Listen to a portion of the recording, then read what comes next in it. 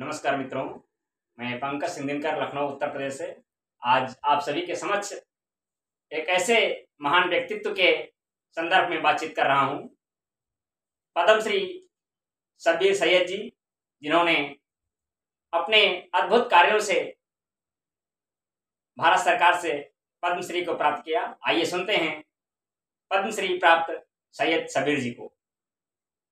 नमन करूं मैं सैयद चाचा, भारत का अभिमान थे, इनकी गाथा तुम्हें सुनाते हम सबका सम्मान थे। कि गायों का संरक्षण करते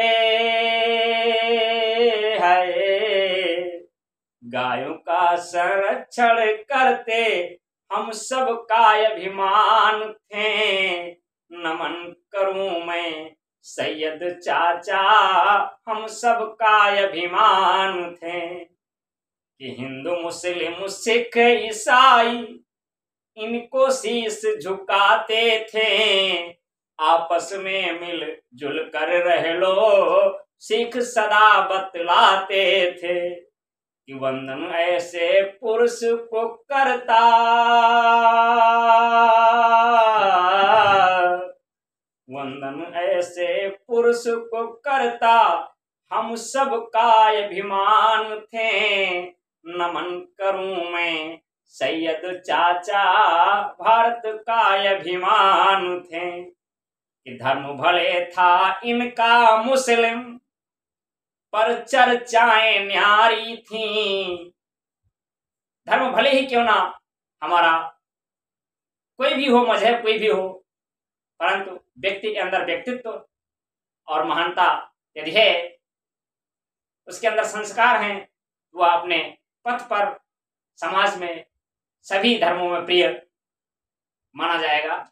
धर्म भले हो इनका मुस्लिम, पर चर्चाएं न्यारी थी। आपस में सद्भाव बहुत था, सरस कलाएं प्यारी थी। कि वंदन अभिनंदन करता, वंदन अभिनंदन करता हम सबका अभिमान थे। नमन करूं मैं सैयद चाचा, भारत का सम्मान थे। नमन करूं मैं सैयद चाचा, भारत का अभिमान थे। कि पद्मश्री से हुए सुशोभित, उनकी कीर्ति सुनाता हूं। पद्मश्री से हुए सुशोभित, उनकी कीर्ति सुनाता हूं। पशुपालन उनका पेशा था, उनकी बात बताता हूं। कि आपसी सद्भाव के द्योतक,